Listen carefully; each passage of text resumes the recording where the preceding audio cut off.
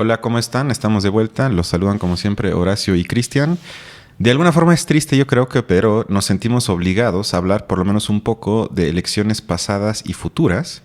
Como seguramente se habrán enterado, en Coahuila el PRI se mantuvo, pero la gran noticia es, o por lo menos en parte, que en el Estado de México, después de más de 90 años, hubo por fin, dicen algunos, alternancia partidista, que, sin embargo, ya me dirás tú, me parece mucho más cercano a la victoria de Fox en el 2000 que a un supuesto verdadero cambio en los grupos de poder, y por ende también yo creo que no va a haber un gran cambio en las políticas públicas en los siguientes años. Creo que simplemente es un cambio de siglas de partido y ya, pero esto ya lo vamos a hablar en los siguientes minutos. Entonces, a menos que quieras decir algo inicial, comenzaría con el primer audio. Pues solo complementando lo que dices Va. de elecciones presentes y futuras, pues bueno, creo que es más hacia el futuro esto que acaba de suceder, que son las elecciones en Coahuila y el Estado de México, porque casi todo lo que se está hablando, por lo menos en el escenario federal, pues es acerca de cómo esto plantea un horizonte para las elecciones del 24. Ya la realidad local del Estado de México y de Coahuila, pues es quién sabe quién está hablando sobre eso. Sí, eso es más como, parece a veces como un accesorio del que estamos, o algunos se sienten obligados como para complementar lo que sucedió el fin de semana pasado, pero te propongo que comencemos entonces con un audio de nuestro viejo amigo Leo Zuckerman, Bien. sacado de La Hora de Opinar, en el que se queja de las encuestas que se levantan en México. Y ya me dirás tú si compartes su preocupación o no. Escuchemos. ¿Qué hacemos con el tema nosotros como analistas sabiendo que las encuestas se equivocan? ¿Qué hacemos? ¿Cómo hacemos análisis si no tenemos datos? Sí, es muy buen punto. Gibran. Bueno, pues yo creo que es un problema profundo del debate público mexicano. En España, por ejemplo, tienen el CIS, que solía ser un... Por cierto, se equivocaron en la última 15 elección. puntos. No, pero se equivocaron gacho. También en España. Sí, pero hay por lo menos, un lugar que concentra la experiencia acumulada de ese trabajo en campo y que es imparcial, ¿no? Bueno, aquí también está el Colegio Demoscópico, no sé cómo le llaman, ¿no? Que es como sí, del pero gremio. es el Centro de Investigaciones Sociológicas, no es un privado, ni una reunión de los entes privados. Yo creo que las ciencias sociales en nuestro país, su institucionalidad, tendría que dar lugar a ese tipo de observatorios. Las universidades públicas tendrían que estar generando esto. Ha habido algunos esfuerzos, pero es un trabajo que es muy caro. Y es muy caro en dos sentidos.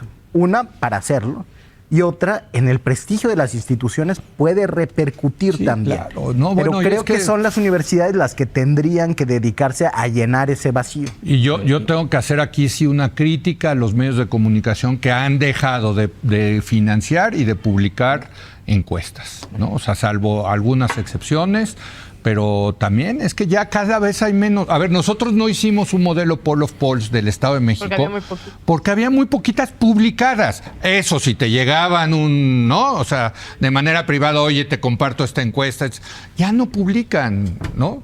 O sea, es parte de las conclusiones importantísimas, creo, de lo que vimos en Coahuila y el Estado de México, pero Paula. Para ahora no sirven para nada, ¿no? Yo creo que, o sea, sí. O sea, no sé cómo lo veas tú, pero ¿por qué hay tanta obsesión en México por las encuestas? ¿Y crees que necesariamente tienen que ver? Entiendo que en parte, pero en verdad son tan importantes para el análisis político y para la crítica en un programa de análisis sobre coyuntura política, porque honestamente no veo ese automatismo en la conexión o esa, como dice Zuckerman, hasta necesidad de esencialidad de las encuestas, que sin encuestas, ¿de qué vamos a hablar?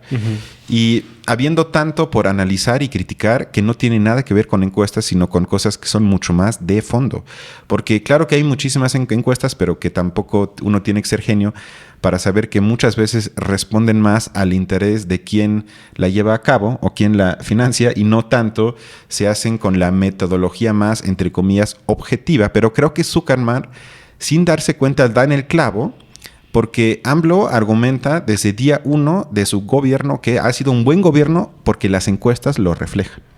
Y en vez de abstraerse de esa lógica y decir, a ver, quizás es una cosa que se tiene que tomar en cuenta, pero me parece que hay un análisis que tiene que ir mucho más allá de eso, que si la gente dice que es un buen gobierno o no, pero en vez de eso se queda en la misma lógica planteada por el presidente. Y creo que casi todo el periodismo mexicano está de alguna forma enfrascado en todo basarlo en encuestas, que si algo es bueno, si el pueblo dice que esto estuvo bueno, entonces ya no hay nada que analizar o discutir, y si es malo, entonces automáticamente hay que desecharlo y criticarlo. Entonces yo no sé exactamente de dónde nace esa obsesión.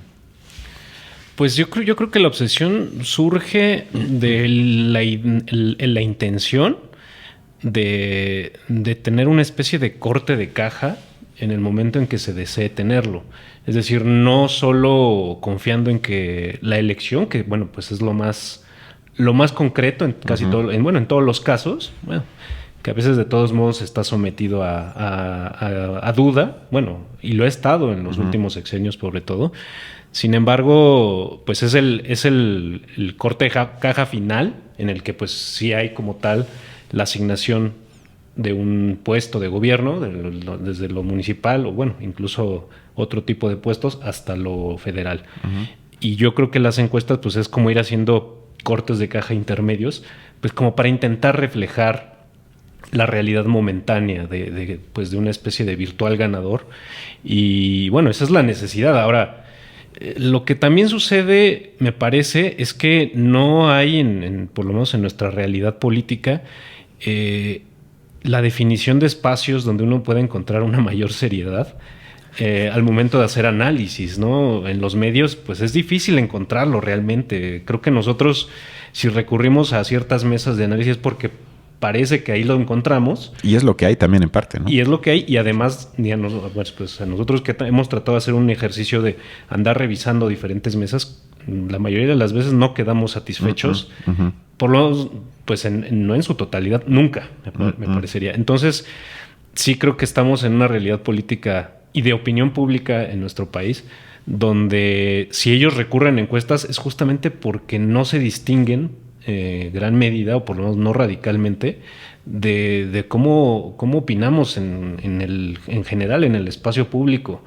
y donde tenemos esta necesidad de tener una especie de corte de caja y tratar de reflejar el virtual ganador o el virtual, pues sí, el próximo presidente, el próximo gobernador, el próximo presidente municipal, y pues a partir de ese reflejo tratar de ver por dónde va la cosa. Y me parece que pues sí, en efecto, yo quisiera de hecho compartir un audio, porque lo que estaríamos pensando a partir de creo que algo como lo que dijeron Leo Zuckerman y Gibran Ramírez, pues es que las encuestas estarían causando un efecto más bien adverso, y bueno, no adverso solo por lo empobrecido de nuestras público, opiniones y de nuestro debate, sino también para los propios partidos, en el caso, por ejemplo, de Morena, donde genera una especie de, como dice Arturo Rodríguez, como de crispación, que pues incluso en el caso de Coahuila pudo haber sido una causa pues de derrota, ¿no? Entonces, bueno, pongo el audio. Sí hay una efervescencia muy anticipada y muy abierta desde que en 2021 el presidente pues destapó las corcholatas en el mes de junio, y a partir de ese momento se abrió el juego sucesorio, generando diferentes momentos de tensión graves y críticos entre los militantes de Morena o aspirantes que por Morena quieren llegar a la candidatura. Es una conflictividad natural, o sea, no lo digo en sentido peyorativo. La política y la competencia pues implican conflictos de cualquier tipo, de ideas, a veces con algunas bajezas, a veces de manera más cortés, pero a final de cuentas un conflicto interno que en este momento está centrado en el método.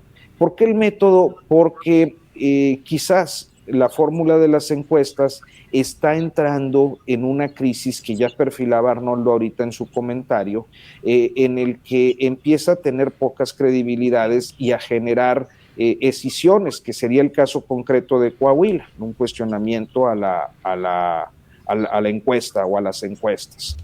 Bueno, aquí lo que Arturo Rodríguez está implicando es que las encuestas, en el caso de Coahuila, fueron responsables de que los partidos que iban en una especie de alianza de la 4T, al momento casi en la semana de las elecciones, pum, hubo candidatos que se fueron aparte, siendo parte del, o sea, siendo su partido integrante de la alianza con Morena y el PT.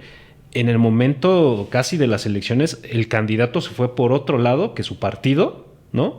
Y entonces, y todo eso a raíz de las encuestas, ¿no? De que un candidato de repente empieza a considerar que cierta encuesta lo benefició, y entonces, si su partido decidió seguir en la alianza con Morena, él, por otro lado, decidió ir por su lado porque había una encuesta que le daba ciertos chances pues no sé si de ganar, pero de tener ser favorecido, digamos, por un buen sector del electorado. Entonces, bueno, las encuestas pues están jugando pues una especie de papel de virus, de una especie de virus que contamina la perspectiva de los partidos o de los candidatos sobre sus propias posibilidades, y eso en el caso de que, como ahorita que Morena iba en una alianza en Coahuila, como creo que lo está haciendo por lo menos también en el Estado de México, y resulta que la propia encuesta fue una especie de manzana de la discordia, ¿no? O bueno, provocó que hubiera una manzana de la discordia en el caso de la alianza de la 4T, y esto, por lo menos Arturo Rodríguez, lo menciona como un factor decisivo en la pérdida de esa elección. Sí, no, y además hay que decir, yo no ubico otro país en el que internamente en los partidos tomen decisiones por cargos, por encuestas, que además son encuestas que son más una caja negra, sí. Como bien dices, que nadie sabe exactamente qué se pregunta, a quiénes se preguntan, sí. De qué forma se pregunta, cuántas preguntas se hacen, sino al final casi siempre sale el que todo mundo ya sabía desde meses antes que iba a ser el candidato. Sí. Entonces ahí creo que Gibran usa una definición, él llamó el dedazo institucionalizado. Y creo que es una forma de llamarlo, porque con eso ya no tienes las discusiones que eran vulgar en el priismo de antes, que abiertamente se decidía entre una cúpula, a veces hasta el presidente decía es que tú vas y ya así se asumía, sino ahora es con el supuesto respaldo de que eso es lo que quiere la gente, porque tengo la encuesta que respalda lo que yo digo que es lo mejor para la gente. Entonces, yo creo que eso es una forma para mí de engañar. Y si quieres, conectando precisamente con lo que acabas de decir, traje 2 audios breves de Citlali Hernández, que es senadora por Morena, y ya que el siguiente fin de semana, es decir, el domingo que viene, se llevará a cabo el Congreso Nacional Anual de Morena, en el que supuestamente se definirá, por un lado, la ruta a seguir para elegir el candidato rumbo a la elección presidencial del 24. Y para este tema, en Sin Embargo TV, los miembros de Morena, los periodistas Álvaro Delgado y Páez Varela tuvieron como invitada a Citlali Hernández, y se puede resumir en 2 audios más o menos breves que escuchamos ahorita. Está pidiendo es que haya certezas, que haya un proceso transparente, que digamos este tema que es público pues sea cada vez más público y que sea la gente la que decida a través de un proceso de encuesta. Entonces, público, porque siempre ha sido público, que la gente decida a través de encuesta. Muy bien, muchas gracias. Segundo audio. Pues ya sabrán el domingo, es una propuesta muy Me da risa que se hace bolas y los periodistas como dicen, ya veré, ya sabrá, ya supe, pero no pasa nada. Muy integral, con fechas. Sin duda estará sometida al Consejo y seguramente en el Consejo habrá debate, habrá propuestas, habrá planteamientos, pero fundamentalmente me parece que ya tenemos una ruta que nos va a permitir lo más importante, que es en lo que hizo énfasis ayer el presidente, pues la necesidad de llegar en unidad, es decir, y de aprender también por si hubiese quien se mueva por egos, otras cosas, pues que el 24 no estamos hablando de ganar una elección, estamos hablando de la continuidad de un proyecto de transformación, y eso, francamente, con respeto a todos nuestros compañeros y compañeras, pues está por encima de cualquier liderazgo, por encima de cualquier pretensión personal. Lo que queremos es garantizar la certeza, la transparencia suficiente para que nadie rompa con alguna justificación real y para que más bien lleguemos juntos al 24. Yo veo, francamente, después de la reunión de ayer y de la propuesta que se discutirá el domingo, que hay altas condiciones de caminar en unidad y que habrá altura de todos los participantes para ello, teniendo ya ciertas certezas, que era lo que pedían varios de ellos. Entonces, el domingo iniciará esa etapa y a mí me parece que habrá mucha garantía de que será un proceso inédito, además, en la historia de nuestro país. Me encanta cómo la aristocracia de Morena nos habla una y otra vez de que lo más importante es la participación de la gente de base, que ellos toman las decisiones, pero al mismo tiempo constantemente ya anticipan por dónde irá la gente y cuál es la ruta antes de que la gente pudo haber participado en la construcción de esa ruta. Es decir, que marcan la ruta para que las personas sigan mientras lo disfrazan de decisiones tomadas por el pueblo. Es muy curioso porque entre líneas lo que ella dice, ya sabemos lo que vamos a hacer y el domingo se va a votar.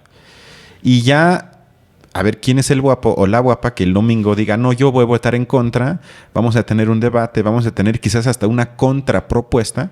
Todos sabemos que eso no va a pasar porque prácticamente estarías, por lo menos simbólicamente, poniéndote en contra del presidente. Y dentro de Morena, a menos que quieras perder tu puesto y ser expulsado como traidor, nadie en su sano juicio haría eso. Entonces, otra vez, es esa simulación, y lo vas a ver el domingo, lo van a ver el domingo, que van a decir, se votó unanimidad, todos estamos en el mismo barco y ya tenemos la ruta y todos estamos de acuerdo. Y con eso, y ya con esto a cabo, la presión sobre las llamadas corcholatas que quizás jugaban con la posibilidad de por lo menos amenazar, de romper y con eso subir el precio de no ser electo candidato o candidata, va a ser enorme, porque entonces se estarían poniendo en contra de la ruta propuesta en unanimidad por el partido en el poder Morena, respaldado por el presidente. Entonces otra vez es como ese músculo de vida orgánica al estilo priista, que obliga a la gente que siga una lógica de orden jerárquica y simplemente una, ¿cómo le llaman? Una casi obediencia militar de estructura de partido, como era en el PRI, que unos mandan, nada más que ahorita lo tienen que disfrazar un poco y envolverlo como si fuese decisión tomada por la mayoría, que yo no veo que así sea. Sí, es una cosa donde pareciera que estamos, pues ahora que lo dices, como en el umbral de por lo menos dos posibilidades. Y una de estas es una que parezca que esto termine siendo en apariencia un proceso de lo más civilizado y donde democrático, que atrás de eso, pues me parece que se escondería la verticalidad con la cual funciona la 4T, que es a partir de la centralidad, si lo queremos ver por lo menos manera, centralidad, sí, ¿no? De una manera quizá un poco menos autoritaria, que bueno, ahí habría también otras dos vertientes que habría que analizar. Pero por el otro lado, pues también contemplar la posibilidad, si quieres en segundo término, de que pues las encuestas sí sigan, y sobre todo el método que se elija para ahí mediar entre las corcholatas, sea un método que no le parezca a alguno de los involucrados, y que si se trata de encuestas, porque es algo que sobre todo a partir de Monreal se planteaba, es que bueno, que por un lado, si hay una encuesta general de Morena que puede indicar un resultado, por el otro lado habría ciertas encuestas que sí estarían diciéndole como una especie de diablito en el hombro a Monreal, oye, ve y presiona y a ti también te están favoreciendo ciertas encuestas, ¿no? Entonces también pues podría haber ese escenario que a mí me parece que pues si bien es posible, me parece que no sería posible para todas para todas las corcholatas, ¿no? Lo hemos dicho aquí ya, pues no creo que Monreal o Adán Augusto sean tan ingenuos para creer que pueden tener que puedan ganar por lo menos este puesto de candidato a la presidencia por parte de la 4T, ¿no? Me parece que ahí sí habría una ingenuidad, a menos que, bueno, pues su propósito sea más bien el de salir fortalecidos de esto, ¿no? Uh-huh. Y creo que ahí también, pues, el reloj les juega en contra, ¿no? Mientras más se acercan a que Morena decida cuál va a ser su candidato, menos chances tienen de ser disidentes, ¿no? Creo que lo decíamos. Uh-huh. El único que más o menos ahí dio señas de disidencia pues fue Monreal. Y de ahí en fuera, bueno, pues ahorita Noroña, Pero bueno, creo que ahí podríamos estar viendo que si no es una disidencia franca, realmente ya no la van a poder aprovechar para de verdad ganar capital político para ser candidatos de otro partido. Y eso, pues, además, porque pues la oposición, por lo menos a partir de los resultados del Estado de México, que es el que más votos o el que mayor población tiene en juego, mayor población electoral tiene en juego, pues de calle se fueron al hoyo, la oposición por lo menos del PRI y del PAN. Entonces no sé a quién se le ocurriría de ellos de verdad empezar a crear una disidencia de buenas a primeras a partir de este momento, de la encuesta que se haga en Moreno, del proceso que ellos diseñen para elegir a su candidato. No sé a quién se le ocurra realmente pues pensar que a partir de eso va a generar una plataforma. Y entonces, bueno, sin embargo, podemos pensar que si este mismo diablito de las encuestas le habla a Marcelo Ebrard o a Claudia Sheinbaum, algo podría haber ahí de fricción, ¿no? Y ese creo que sería el segundo escenario, donde entre ellos dos sí haya una especie de fricción debido al método que se elija. Creo que por ahí Marcelo Ebrard sí, en sus mensajes sí llega a meter algo. No se va a dejar así de fácil, sí. No, y él sí llega a mencionar la cuestión de las encuestas. Creo que es más hábil, o por lo menos menos franco que Monreal a la hora de descalificar el método de Morena, sobre todo el que venga desde la presidencia de Morena, ¿no? Creo que Claudia Sheinbaum para ella sí está como todo está bien, digamos. Todo lo está que decide, perfecto. lo que diga López Obrador y lo que diga Morena, conciertos para ella, en el Zócalo, todo perfecto. para ella parece que todo es miel sobre hojuelas. Me parece que Ebrard es el que sí llega a poner ciertos acentos o subrayar ciertas cosas que pues no estaría tan... Yo creo que él está en el punto en que dice ahora o nunca. O sea, ahora se la tiene que jugar. Va a renunciar el lunes a su puesto de secretario de Relaciones Exteriores. Ya lo dijo. Se va a dedicar a viajar por el país. No lo puede hacer oficialmente ya como campaña, pero sabemos que en el fondo eso es. Entonces, yo tengo mucha curiosidad de cómo se va a presentar en público, si va a únicamente, entre comillas, ponerse como defensor de la continuidad del proyecto de Obrador, de la llamada 4T, o si también, que yo creo que lo va a tener que hacer, va a haber dardos hacia el interior de Morena, para diferenciarse de principalmente Claudia Sheinbaum, porque si no va a estar muy difícil. O sea, yo creo que, y estaría muy chistoso, porque si comienza con eso, pues si por ejemplo comienza a hablar del metro, pues él también está implicado, tal vez eso no lo puede mencionar, quién es más culpable. Entonces tal vez estaríamos otra vez en una tragicomedia mexicana, porque eso es lo que en el fondo es, pero eso también yo veo como la disputa principal entre Sheinbaum y Ebrard. Nada más, para no dejarlo, nos tenemos que despedir bien de Citlali Hernández. A reserva de que desees agregar algo más, senadora Citlali Hernández, secretaria general de Morena, muchas gracias por la oportunidad de informarle a los ciudadanos. Yo no puedo creer ese tipo de sumisión, o sea, que agradece que ella, o sea, ellos tienen el espacio, ellos invitan, la que tendría que agradecer es ella. Y además le dicen para informar al público. O sea, ¿desde cuándo, como periodista, yo asumo que el político viene a informar? Y digo de cualquier partido en todo el mundo, no nada más en México. O sea, muy difícilmente, en todo caso, un colega periodista viene a informar. Hasta ahí yo diría, quién sabe si le llamaría así, pero lo podría aceptar. Pero un político no viene a informar. Viene, en todo caso, a aprovechar el espacio con a veces propaganda más abierta, a veces no tanto, pero casi siempre trae una línea de partido y eso no está mal porque así funciona. Pero calificar eso simplemente como es una blanca paloma que viene a informar, otra vez es una renuncia al periodismo absoluto, en el programa que se llama Los Periodistas. O sea, por eso lo tuve que poner porque me pareció absolutamente ridículo su despedida. Sí, además que Citlali Hernández, como dijo aquí también Álvaro Delgado, pues no solo es senadora por Morena, representa al partido. Presidenta del Consejo General de Morena. O sea, que exacto. Además ha estado en esto, pues digo, así como estamos en la política mexicana que todo se nos olvida, si algo ha estado ocurriendo en Morena es una especie de diferencia al interior. Sí, exacto. Por cómo llevan a cabo su presidente y su secretaria se volvieron se afirmaron ellos mismos en el puesto en el que estaban, siendo que los estatutos de Morena exigían ya una elección que los sustituyera. Sí, pero pues eso, no sé si quieres poner un audio tú. Yo tengo uno más, pero si quieres vas. A ver, bueno, a reserva de lo que yo tengo uno más sobre lo mismo, que es de Gibran. Es bueno, como para dale, terminar. entonces Pero para... eso mismo. Dale, Ok, dale. si quieres para ya acabar este tema, que es uno sobre Gibran Ramírez, que digamos maneja el tema del siguiente domingo un poco más crítico y creo que tiene algunos puntos interesantes. Escuchemos. Porque el domingo en Morena se votan las condiciones del proceso para elegir al coordinador de los comités de defensa de la Cuarta Transformación. Esto es al que va a ser el candidato presidencial. Sí. No se conoce el proyecto, ningún consejero ha tenido acceso a él. Seguramente lo circularán desde la madrugada de ese día, el domingo. La gente va a votar nada más, ¿no? No creo que muchos se atrevan a votar en contra o se abstengan. Y a partir de ese momento, las reglas serán las que diga el presidente en voz de Durazo y de Mario Delgado. ¿Durazo?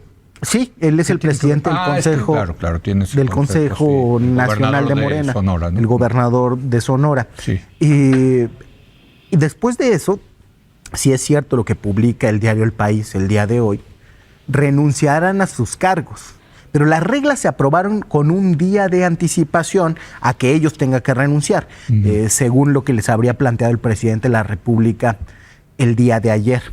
Entonces, habría el presidente aceptado una de las condiciones de Marcelo. Que era que todos renuncien. Correcto. Sí, para empezar. Pero si Marcelo acepta en ese momento, es decir, el lunes próximo, participar en ese proceso, aunque no sea un proceso formal de elección de candidato, su esperanza en Movimiento Ciudadano o en algún otro partido, pues se habrá acabado, o por lo menos habrá quedado muy mermada.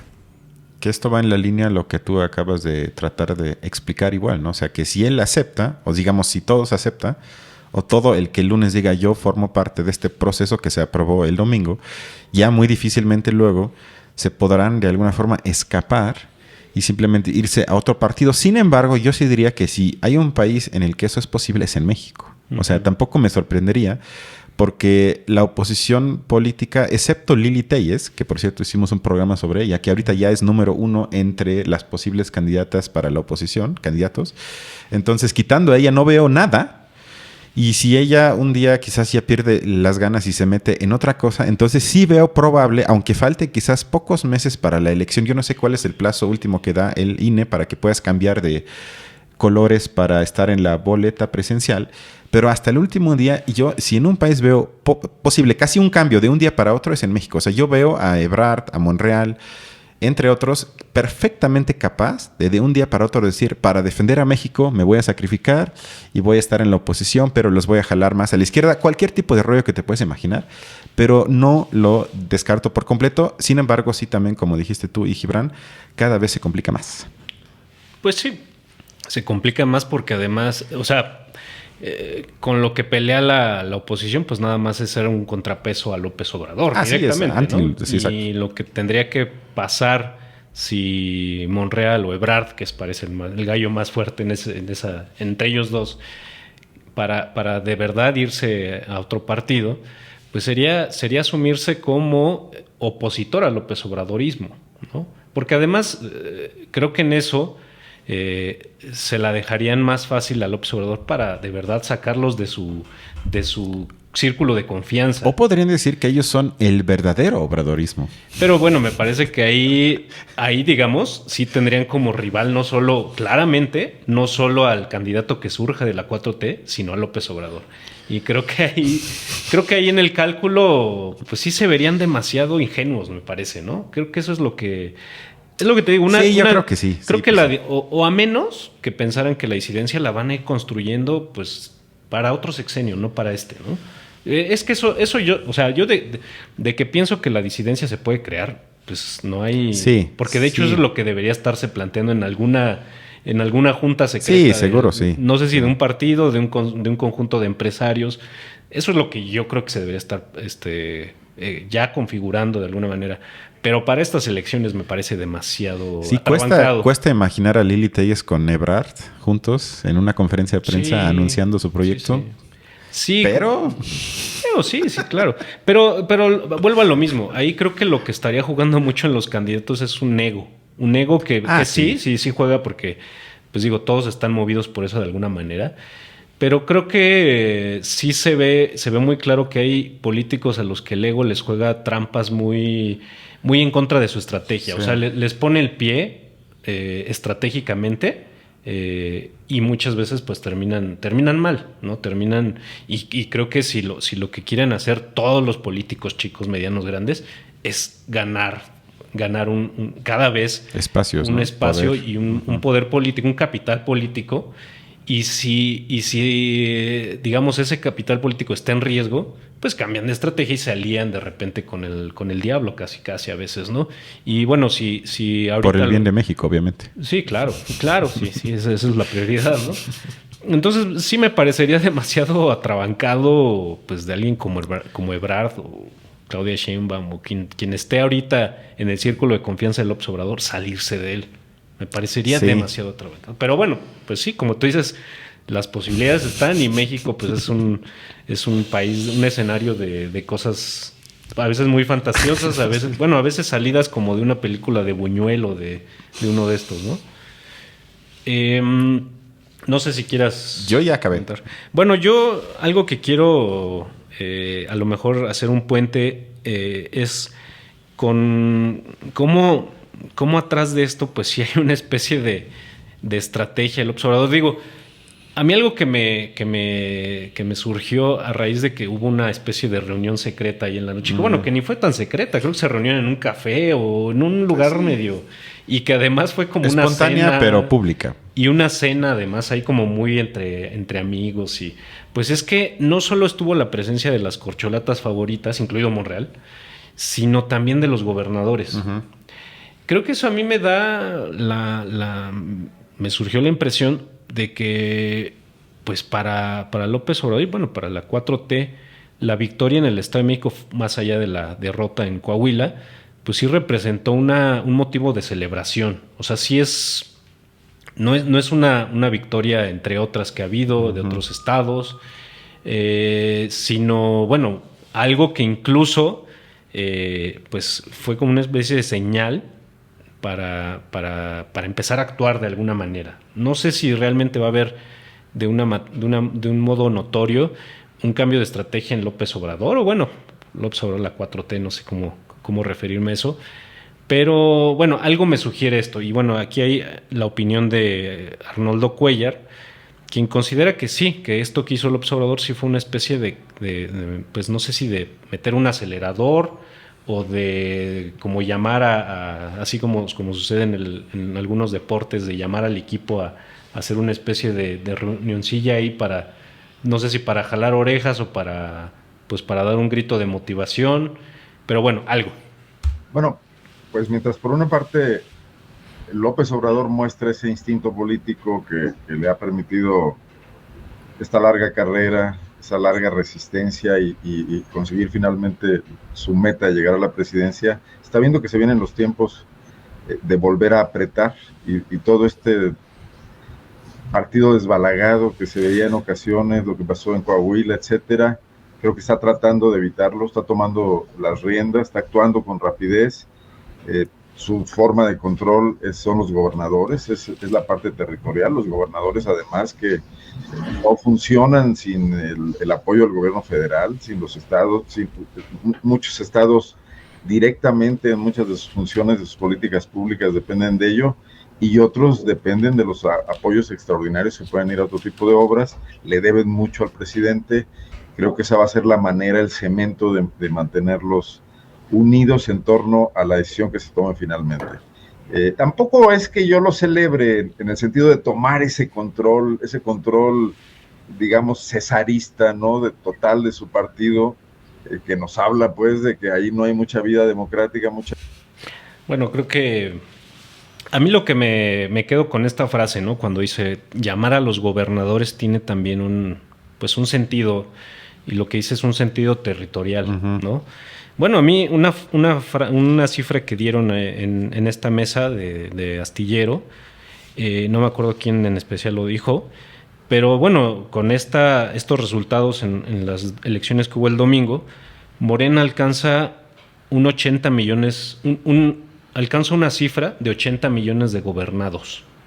Digo, eso hay que relativizarlo, porque bueno, 80 millones de gobernados quiere decir la población que habita los lugares donde hay gobierno de esos partidos. Sí, tienen los estados más poblados, ya, ¿no? Así es. Sí. Contrastado con otra cifra del PRI, que es de gobernar a 21 millones, pasaron a gobernar solo 4. Con la derrota en el Estado de México. Con Iztapalapa, algo así más o menos. Pues bueno, así lo podemos ver, pero bueno, lo que está un poco diciendo Arnoldo Cuéllar me parece que es ver la idea de López Obrador como tratar de recapitular las ganancias y tratar de ver pues por dónde se le fugaron votos, por dónde se le fugaron favoritismos. Y lo que analiza Arnoldo Cuéllar es que pues es también a través de los estados, es no solo a través de la figura de Claudia Sheinbaum o de Marcelo Ebrard, sino también de los satélites que hay en toda la República, porque bueno, y me parece que ahí habría una lectura pues adecuada, en el sentido de que pues a Claudia Sheinbaum y a Ebrard pues sí los vemos mucho desde el centro de la República, ¿no? Sí, para nosotros son como lo que está ahí en el horizonte, pero pues no sabemos si en los estados todavía los gobiernos tienen una influencia que a veces nos es difícil ver desde el centro, ¿no? Y eso es lo que quizá López Obrador estaría leyendo en esta, por un lado, victoria en el Estado de México y por otro lado, derrota en Coahuila, ¿no? Y por otro lado, aquí quizá vale la pena ligar un comentario que hace el mismo Arnoldo Cuéllar acerca de cómo contrastaría esta estrategia de López Obrador de traer a los gobernadores junto con las corcholatas, es decir, ver que la unidad no solo consiste en los 4 posibles candidatos a la presidencia de la República, sino también los gobernadores que han ganado unos, y por ahí creo que había uno que incluso ni siquiera es de Morena y estaba invitado por ahí, contrasta, digamos, con lo que tiene a su disposición un partido como el PAN, que bueno, en esta mesa de análisis hicieron mucho énfasis en que supuestamente el PAN es la segunda fuerza que podría competir con Morena, y bueno, esto es lo que dice acerca del PAN en específico. Cortés hizo una reunión, también lo leí en algún lado, por Zoom, con sus gobernadores. O sea, López Obrador los citó aquí y les avisó, y vengan, se les metió una sopa de frijoles. A ese Zoom, el gobernador de Guanajuato, si es que se unió, lo hizo desde Japón, donde anda en una gira de trabajo, de esas giras que ya saben, ¿no? 2 semanas se va a echar en el lejano oriente, pero venía llegando de otra gira por España y por Croacia, donde puede haber un asunto vitivinícola. Guanajuato quiere competir ahora, ya no se diga con Ensenada, creo que quieren hacerlo competir con Chile, lo cual es una cosa absurda. Pero esos gobernadores que tienen el control territorial de la política por parte del PAN, cada vez menos estados. Pues sí, lo que acabó diciendo es pues, esos gobernadores que de ellos depende que el PAN todavía significa algo en el país, ya no al interior más bien en el centro, en el Distrito Federal, que bueno, por lo que vimos en las elecciones locales de aquí, sí hubo división, un poco creada por lo que pudo capitalizar el PAN. Sin embargo, lo que nos dice, gobernadores de otros estados pues andan en gira y su presidente pues los reúne por medio de Zoom, ¿no? Entonces, bueno, pues ahí sí, por lo menos en la opinión de alguien como Arnoldo, y bueno, creo que es algo que yo comparto, pues sí López Obrador es una especie sin tratar de que ello represente una especie de acuerdo con él, sí es una especie de imán, ¿no? El carisma que representa y la fuerza que representa todavía López Obrador, pues parece que puede dar de sí, pues por lo menos el planteamiento de estrategias más fuertes, pareciera que incluso arrolladoras, respecto a las estrategias del PAN. Aunque yo sí creo que el PAN, o sea, para mí el PAN es el vacío absoluto en todos los sentidos, pero eso no ha evitado que ha ganado, porque también cuando gana con Fox hace ya 23 años, no ganó por sus propuestas, sino gana porque no era el PRI. Su estrategia era anti-PRI. Y ganaron, por lo menos en México, como ese partido de centro, derecha, conservador, creyente, emprendedor, todo ese rollo. En muchos países sí tiene un poco más profundidad ideológica que se refleja en sus programas de gobierno y todo, pero en México no. O sea, en México han sido el partido siempre en contra de algo. En contra de la hegemonía existente que antes era el PRI, que ahora según ellos en parte es verdad, es el nuevo PRI, el llamado, como le llaman ellos, Primor. Y entonces yo creo que basta, y la campaña van a ver y vas a ver, va a ser todo alrededor de López Obrador, el obradorismo. Unos van a decir que estamos en la 4T, que esto es increíble, una revolución, y otros van a decir que esto es el infierno, el desastre. Pero obviamente lo que menos van a hacer es hablar de sus propias ideas, de su programa, de lo que planean hacer, propuestas, ideas, absolutamente nada de eso. Por ende, yo creo que tampoco eso es importante. Lo que es importante o sería importante es cómo le pegamos electoralmente, efectivamente, es decir, cómo nos genera frutos electorales pegarle al obradorismo y de qué manera lo vamos a llevar a cabo, con campañas sucias, no tan sucias, televisión, internet, fake news, como le quieres llamar, pero todo eso es lo que importa. Yo hasta diría que importa poco quién va a ser al final el candidato o candidata, sino la estrategia de cómo hacer eso, cómo lograr un Fox 2.0, que al final queda la imagen que el gato con botas que sacó el PRI con patadas de Los Pinos, algo así tienen que crear. Y lo demás, pues el PAN nunca ha sido otra cosa que eso. El vacío que combate a lo que ellos consideran el mal de México. Bueno, sí, efectivamente. No sé si tú quieras agregar algo. A mí me gustaría, por lo que me gustaría plantear nada más es volver a dar datos sobre la situación de estos otros partidos, del PAN y del PRI. Sobre todo también para llegar a esto que tú dices, ¿no? Si el PAN de verdad está tan empobrecido que es una mera... más bien un intento de contrapeso, y bueno, y el PRI, que el PRI supuestamente era lo que dominaba la realidad política de México hasta hace unos 30 años, ¿no? O, bueno, quizá menos también, pues digo, el sexenio anterior del López Obrador era priista, muy debilitado, pero pues priista al fin y al cabo. Y entonces, bueno, no sé si tú quieras mencionar algo. Vas. De acuerdo, entonces, primero... a la opinión de Arturo Rodríguez sobre que aquí hay entre opinión y datos sobre lo que sucede con el PAN y sobre todo el PAN en Coahuila, que bueno, pues sí resultó con ciertos obtuvieron ciertos resultados favorables, pero ¿a base de qué? Veamos. A mí me llaman de atención algunas cosas. Primero, pues la situación del PAN, por ejemplo, ¿no? Que tiene una caída estrepitosa en sus niveles de votación. Me parece que nunca antes vistos desde que tenemos elecciones bajo un organismo autónomo al Ejecutivo.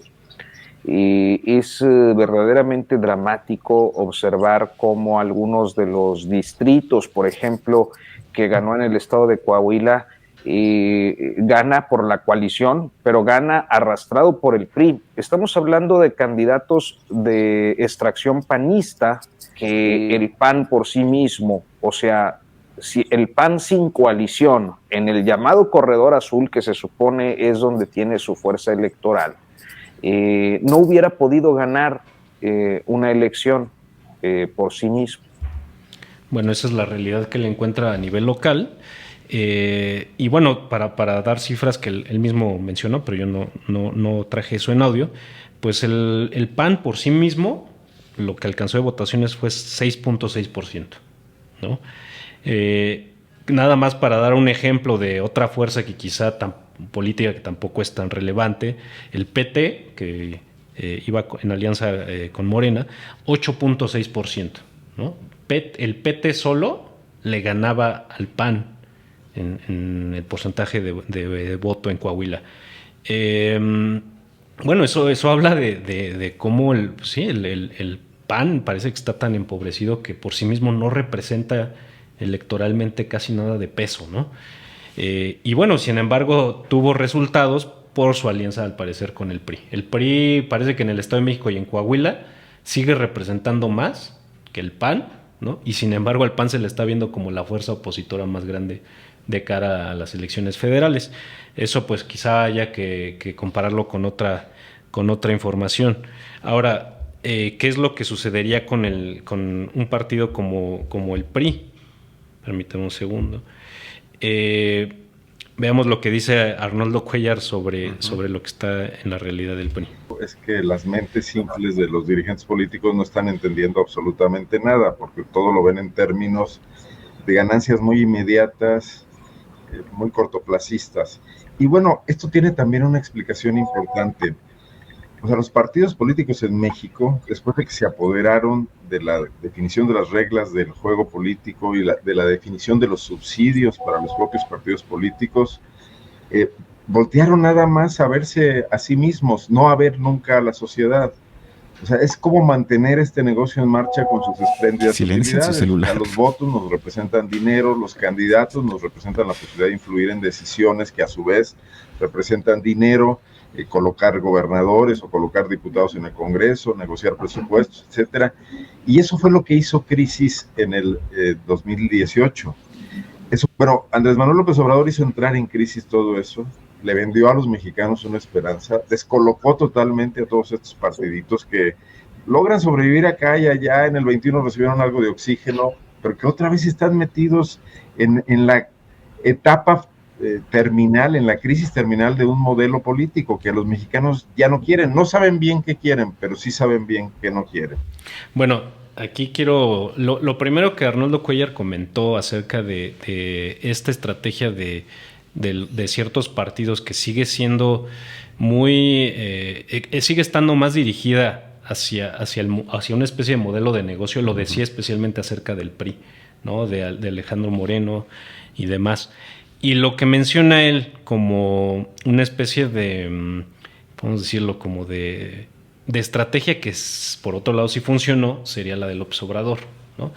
Que algo que dice Arnoldo Cuéllar al respecto es que, bueno, pues es una estrategia absolutamente discursiva, ¿no? No es que realmente haya ya cumplido con ciertos aspectos concretos que permitan decir, bueno, es que en efecto esto era lo que la política y la realidad social del país necesitaba. Pero lo que comenta él es, bueno, el PRI está hundiéndose el PRI, como incluso sugirió el presidente de Movimiento Ciudadano, no sé si escuchaste lo que dijo. Dante, ¿no? Dante Delgado, ¿no? Sí, acerca de por qué, porque pareciera como que la alianza PRI-PAN-PRD les está mandando indirectas y directas todo el tiempo sobre que se unan y que se unan y que se unan, y que ya va a ser de las últimas veces que les dice, y casi como amenaza, ¿no? De si no quieres ahorita, ya no me busques después. Y lo que dijo Dante Delgado fue, bueno, pues no nos vamos a subir al Titanic. No tengo una respuesta para eso. Dime si te puedo ayudar con otra. Perdón, ya. Y bueno, entonces hasta Siri se espantó. Sí. Lo que Dante Delgado da a entender, bueno, es que el PRI y esa alianza, porque pongo al PRI en primer lugar un poco por lo que hemos estado diciendo de cómo el PAN realmente solo porque está colgado del PRI es que gana un poco de relevancia. Pues sí, el Titanic, un barco que bueno, todos sabemos que se hundió en una de las mayores tragedias que por lo menos a través del cine conocemos, pues el PRI sería como una especie de Titanic que se está hundiendo y no hay quien se quiera ya aliar con ellos. Por lo menos Movimiento Ciudadano, que de repente sí es una fuerza menor que va en aumento, ¿no? Y va ganando ciertos lugares de relevancia como Jalisco, como Nuevo León, ¿no? Pues no quieren ni siquiera ver al PRI, ¿no? Al lado de ellos en la boleta, ¿no? Entonces, pues bueno, esa sería un poco la realidad. Algo que estaría totalmente de acuerdo yo, y creo que Arnoldo Cuéllar también contigo, es que algo que se está construyendo en la oposición es una estrategia anti-López Obradorista y nada más. Pero si algo da a entender también Arnoldo Cuéllar es que si hay una crisis, ¿no? Si este modelo partidista, como él dice, está en crisis, y esa crisis es señalada por López Obrador, es solo a partir del discurso. Entonces, lo que estamos viendo en el modelo de López Obrador también es algo negativo. Si solo está en el discurso, es porque, como él dice, sabemos lo que no queremos como población, ¿no? Electoralmente, eso es lo que tendremos que, digamos, un buen diagnóstico acerca de los resultados electorales serían esos, que la población sabe lo que no quiere, no necesariamente que sepa lo que sí quiere, ¿no? Entonces también esta apabullante superioridad de Morena y de López Obrador también está fundada en algo pues que no tiene mucho contenido, no tiene por lo menos, pues alguien dirá, bueno, los apoyos, las obras, ¿no? La infraestructura creada, pero eso ya lo hemos visto, ¿no? Eso ya se ha visto en toda la historia del PRI, ¿no? Uh-huh. Ya el asistencialismo, el paternalismo, todo eso ya se vio, ¿no?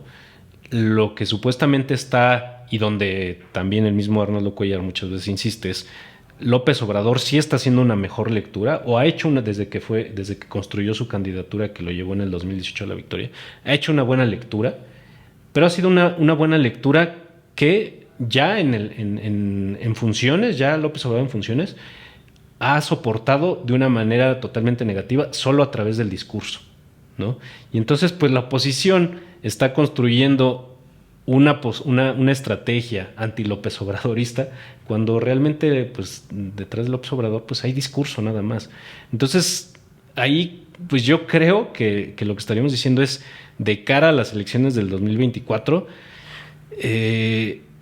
para el electorado serio, ¿no? Que de verdad no se está nada más planteando a ver si López Obrador es su gallo o no, realmente no hay motivos para más que quizá, para ir a votar, no muchos. Más que por el hecho de que yo estaría entre esos, para mí el discurso algo representa, ¿no? Hay algo de fondo en el discurso que no veo en la oposición, algo de un discurso que contrarreste bien eso, ¿no? Sí, desde el anti-López Obradorismo, que ahí está, sí indica algo, ¿no? Indica en alguien como, pues vuelvo a lo mismo, a un votante serio, racional, pues le indica que sí, en efecto, pues este gobierno ha estado lleno de contradicciones y la sigue nutriendo, pero sin embargo, electoralmente, pues el discurso sigue siendo la única tabla como cuando uno aprende a nadar y la única tabla de salvación. Es negativa como vuelvo a decir, negativa en el sentido de que no hay algo de fondo, ¿no? Pero bueno, creo que de cara al 2024 solo tenemos discurso, ¿no? Sí, pues como ya dije hace rato, espero que las siguientes semanas o meses se ponga por lo menos un poco más venenoso, espinoso, para que por lo menos nos podamos reír de esta tragedia y no sea tanto como la interpretación de las elecciones, las encuestas que va a pasar, que hasta es aburrido porque pretende ser serio sobre algo que a veces yo creo que es difícilmente se puede tomar en serio. Entonces, pues yo creo que ya a más tardar en 2-3 meses, por lo menos la carrera de caballos va a estar interesante. Pues esperemos, como dices, que por lo menos esté interesante, ¿no? Pues sí. Bueno, a menos que tengas algo que agregar. No, sería todo. Prometemos que ahora sí vamos a tratar de que otra vez sea semanal. Uh-huh. Y bueno, esperamos sus comentarios y ojalá el panorama político mejore un poco. Sí, o que por lo menos las opiniones se empiecen a construir con un poco más de sustancia, ¿no? Afán de ideas en vez de consignas estaría bien. Pero bueno, sin más, nos vemos la otra semana entonces. Hasta luego. Hasta luego.